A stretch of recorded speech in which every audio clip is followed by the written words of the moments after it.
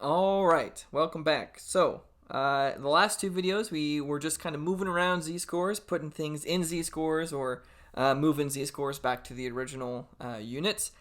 In this video, I'm going to show you how we can use z-scores to determine the probability of selecting something, okay, whatever it may be. Now, I mentioned before that oftentimes probability is explained as like coin flips or something along that line. So just not great.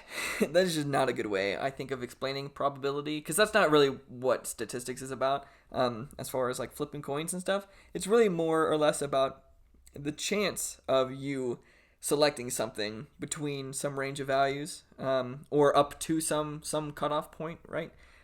So again, I'm going to be skipping through a lot of that basic probability stuff that you'll never use, and get you into the stuff that is actually applicable. So let's get into it. So for instance, let's say that the CDC says that the heights for U.S. females and males are approximately normal, and then they give us the population metrics below. Now, just real quick, this is nice. Saying that it's approximately normal, but when we work with z-scores, we don't care what the original distribution looks like, because when we put things into z-scores, oftentimes those z-scores will follow a normal distribution. There's some special rules that go into that that I'll explain to you after the test, because I don't think it's important for the test for you to at least kind of get hung up on, because it can be kind of complicated. But just know that whatever we're measuring, it doesn't matter what the distribution looks like. We use z-scores to standardize the distribution, to make comparison easier, right? So again, we don't care what the population originally looks like. We know that we can get it to look normal by putting things into the z distribution. Okay, so by doing that conversion, we're able to do comparisons much easier. Okay, and also able to calculate probability much easier, because the normal distribution is fairly easy to work with, for the most part. Okay, so CDC says here some heights. So find the probability of a randomly selected U.S. adult. Okay, and then so find the probability of a female being shorter than 65 inches, and then also, so a different question. Find the probability of a male being between 60 and 65 inches. Okay. So two slightly different questions, same process though. This one I'll show you is fairly straightforward. This one requires a little bit more work, but I promise it's not bad, because we have a tool that we can use. So you should have the link for that calculator with you, but if you don't, this is what it looks like. Let me get rid of this too. Spoilers. Oops. Great. So that's what it looks like, and we'll get to it here in just a second. So pause the video if you need to get there. And make sure that we're all on the same page, literally on the same web page. Okay, so let's move on. Let's do, I guess let's figure out the probability for the female being shorter than 65 inches first. So let's kind of go back to those 7 steps that we talked about earlier, and let's actually do them, so we can keep things nice and organized. Okay, so our first step, if I recall correctly, was to define the mean and the standard deviation. Well, that's given to us, which is very nice. Oftentimes, it already will be given to you. I don't ever really intend on giving you a question where you have to calculate that yourself and then find the z-scores of something else. I think that's a little much, but always good to know, always good to double check, and make sure that those are given to you. Okay, so step 1 is already done for us. That's great. Step 2, I can be better about that. Let me get a smaller pencil here. Okay, so step 2 is write out the probability statement.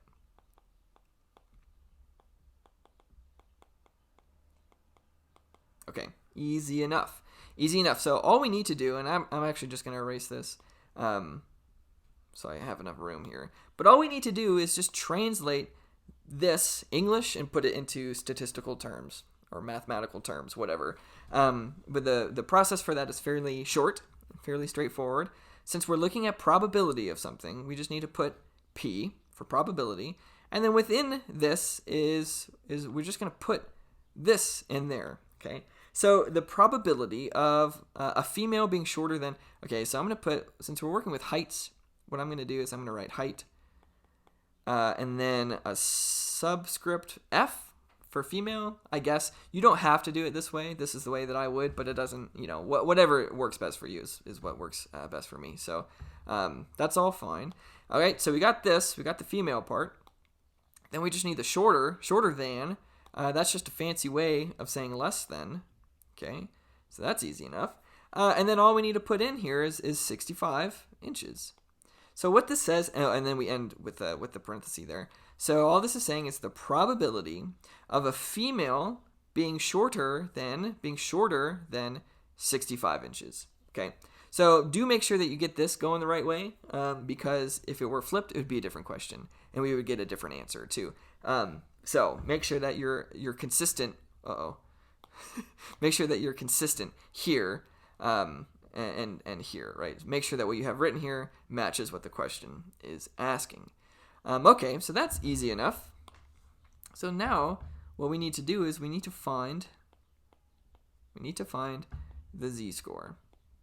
Okay, so we know how to do that, right? We know how to do that. We have everything that we need available to us. Okay, so we've got the mean and the standard deviation. That's fine.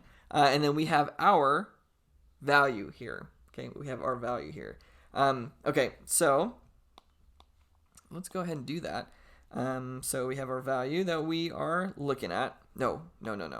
We have our value that's 65. Okay, and then the mean is 64 divided by 2, right? So our value minus the mean divided by standard deviation. Easy enough, right? Okay, so it turns out this math is pretty easy too. 65 minus 64, that's 1. It's a difference of 1. That's good. And then divide that by 2. Okay, can do this in my head. Easy enough. Okay, so our z-score now is 0.5. 0.5. So what this is saying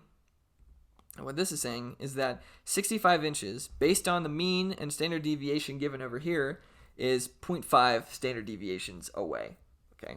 So that's all good. That is all fine. So then we're not totally done yet. Because we need to translate now this value into a probability statement. Okay, so it's the same structure. Know that z-score represents this value here. So we essentially just need to copy and paste what we have in step 2 into step 3, right? So instead of height, since we're not working with heights anymore, we're working with the unitless z-scores, so we'll just write z, okay? The less than stays the same, and then instead of 65 inches, we have converted that value into a z-score. So that's going to be let me do this too. 0.50, okay. Easy enough. Okay. At least I hope that is. So that should be all familiar. Let me be consistent here with the old colors. Okay. 4, and I'm going to put 5 in there too because it's done in the same thing, same picture, but we're going to sketch. We're going to shade. Okay, so we want to draw our standard normal distribution, or our z distribution, same thing. Okay, and then let's see. I'll do it like this. Okay. Again, you don't have to be an artist. I'm certainly not. Okay, and then we know that our center, is here at 0 when we have a standard deviation of 1, right? So that's kind of our units. Okay. Okay, and then 2 over here. Okay, we don't need to go out that far because our z-score is 0.5, but it's fine to write it that way. And then all we need to do, let me do it in this color, is our cutoff point is 0.5, right? That's that z-score that we just calculated, 0.5, okay? And then all we need to do is figure out the probability of the z-score being less than 0.5, right? So what area of the curve are we going to shade? Well, we're not going to do this area because this is values greater than 0.5. We need all the values less than 0.5, right? So we'll shade that like so. This will be our shaded area. Just like this. Okay. Sweet. So again, recall that the area underneath the curve is just a probability, and then we just want to get up to, let me write the value here too. Duh. It's 0.5, right?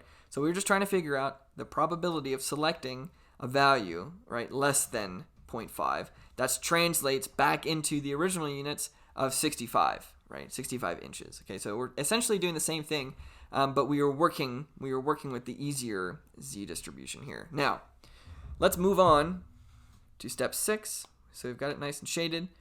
We'll move on to step 6. I'll put it up here. We need to find P, find probability. Okay, how do we do that? Thankfully, we have the internet.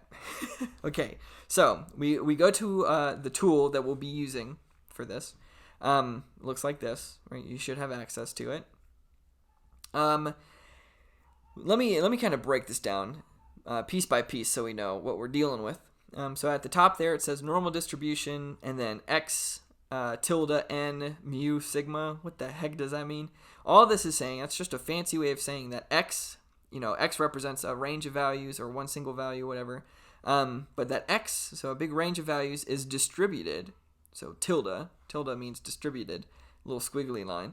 And then n stands for normal. And then in the middle, so in those parentheses, we've got mu and sigma. All that is just saying is it's distributed normally with a mean of mu and a standard deviation of sigma. Okay, so that's easy enough. You'll see it. You'll see that all the time. I'm never really going to use it because it's just not. I don't know. It's more technical than it really needs to be for this class, at least. So I'm not going to worry you about it. But all this is saying is that the x, a range of values x, is distributed normally with a mean mu and standard deviation of sigma. And those can be anything, right? So we can specify mu and we can specify sigma. However, don't change those because we want to work in the z distribution. We want to keep the mean at 0 and the standard deviation of 1. So don't ever change those unless I tell you to, but even then I don't think I ever would because the z distribution is very easy to work with as is. Oh boy. Okay. Sorry, that's a long-winded way of saying don't worry about it. Okay. So then we have two boxes here, blue and red. And those represent, the blue box represents our z-score, or the value that we're trying to compute. And what gets spat out in the red box here is the area underneath that curve, right? So up until that point that you specified. And then we've got a drop-down box here of various directionality. So that will come in handy here in a second. And I'll show you what that does, show you some different examples. But what did we do? Well, let's go back to the question. Our z-score is 0.5. I'll highlight that here too so we can see. So our z-score is 0.5. So that's going to be our cutoff point, right? That's what we're testing. We're trying to see what the probability is of selecting a z-score, right, that is less than 0.5, okay? And so the reason why I draw out the distribution here is so you can see the directionality a little bit easier. Because when we use this tool, it will also draw out the curve, right, and shade the area underneath the curve. So you want to make sure that they match, right?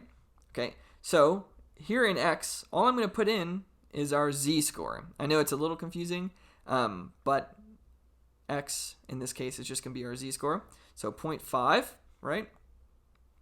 Cool. Okay, and look what it does. It shades that blue line is our z-score. That's our cutoff point, and then the red area is the area underneath, that curve up until the cutoff point. Now you're probably wondering, hey Carson, what the hell? It's going the other direction. It is, right? So this is why we want to make sure that we shade and get the directionality correct, right? And so the way that we switch that around here, is we just change the directionality in the drop-down menu, right? So So we have this first option here is P of X. So all of the ranges, the capital X just represents a range of values greater than, and then little x represents our z-score. Okay, but we want the other way around. We want all of the ranges of values below x, lowercase x. Okay, check it out. Check it out. So once we flipped it, all it did was just flipped around the shaded area there and recalculates the area, and then we're set, right? So the red area represents all of the values up until our cutoff point of 0.5 that we specified. Okay, so then it does some fancy math and then calculates the area. And that area is 0.69146. We will just leave it as 0.69, okay? So we're saying that this shaded area makes up 69% of the total area, so that's all right. And that also means that the probability of selecting any of those values below so long it's below 0.5, so all the values below 0.5 on the z distribution, the probability of selecting one of those is 0.69, right, or 69%. So we'll come back around here, and then so that equals, and I'll put it in like, I guess this purpley color. So that's online. We found that online. I'll write it there so you don't forget. Okay, and then all we need to do, step 7, is put this back into real life terms. Okay, but we know that this z-score represents the 65 inches here in the real world. So this value, this 0.69 here, is also going to be the same for the 65 inches, right? Putting it back into the real world. Whenever we put it back into the real world, this does not change. Okay, so we can be uber specific here. We could say that the probability of z being less than 0.50 is 0.69, or saying the same thing, the probability of a female height being less than 65 inches is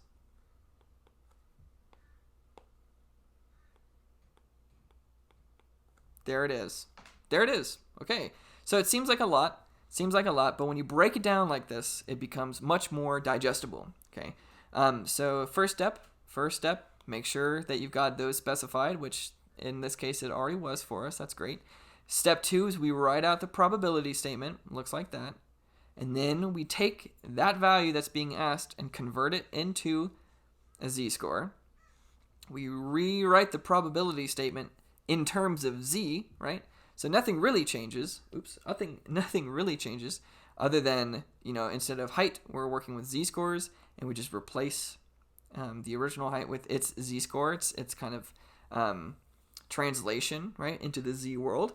And then we just draw the picture, make sure that we get the directionality correct, right? So we shade the area. So this is saying, less than this value.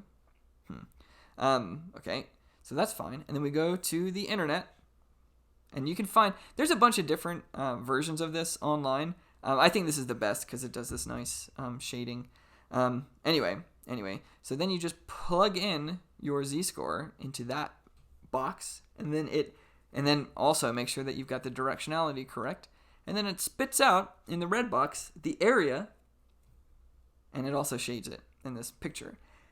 And then, so that area is translated into probabilities. It's still the same value, and then we just rewrite everything back into its original terms, and that's that. That is that. Okay, so real quick, before we move on to the next one, I gotta go drink some water too. Good Lord. I feel like I yell every time I'm on here. So let's just take a look at this drop-down menu so we can see what's going on. So let me actually do this too. I'm changing it, so this is now an aside. Okay. So the probability, what this is saying is the probability of x of all these ranges of values occurring up until 1 is 84, so 84% chance that you can select any of the values in the red area, okay? And then if we were to move that in the other direction, we see that now it's just flipped, right? One fun property about this is that we know that the distribution, the whole thing has to add up to 1. So if you wanted to find the unshaded part based on this part, all you would do is 1 minus the 0.84, and then you would get that value. So that's easy enough. We don't have to do that because we have this tool that does it for us. So that's easy enough. And then recall that within 1 standard deviation, so over here on the right above 0 is 1 standard deviation, right here where that blue line is. And then we have the same thing on the other side. We have -1, so that's saying within a range of 1 standard deviation, recall that contains 68% of the data. Check it out. So if I pick this last option here, it looks gross and looks funky, but that's just going to shade in a symmetric, what you can't specify 2 z-scores, which is fine because we have ways of getting around that. But if you wanted to figure out, symmetrically what's within 1 standard deviation, 68, we could do even, what about 1.5 standard deviations? That'd be 86% of the data. So there's the probability of selecting in this area, this red area, is 86%. We can keep doing it. We can kind of prove that empirical rule, so on and so forth, right? So 2 standard deviations. Come on. Okay, that's not doing it. Let's see if I type it in again. What the heck? What about 3? So 3 is going to be that 99.7, right? We see that? And we can keep going out and out and out and further and further. Now, if we wanted to do the opposite, so instead of calculating that area in between those things, we could calculate the area outside of those things. Just be that, right? Just be that. So again, I wouldn't worry so much about this because oftentimes I won't ever ask you for something that is symmetric like this. I'll ask you, between a range that's not as easy to work with. Sorry. But you can kind of tool around with it all you want and kind of figure out how it works on your own. So that's that. I'm going to go drink some water. Good Lord. I'm very thirsty. And then we'll come back and we'll do this one in just a second. So I'll see you in just a little bit.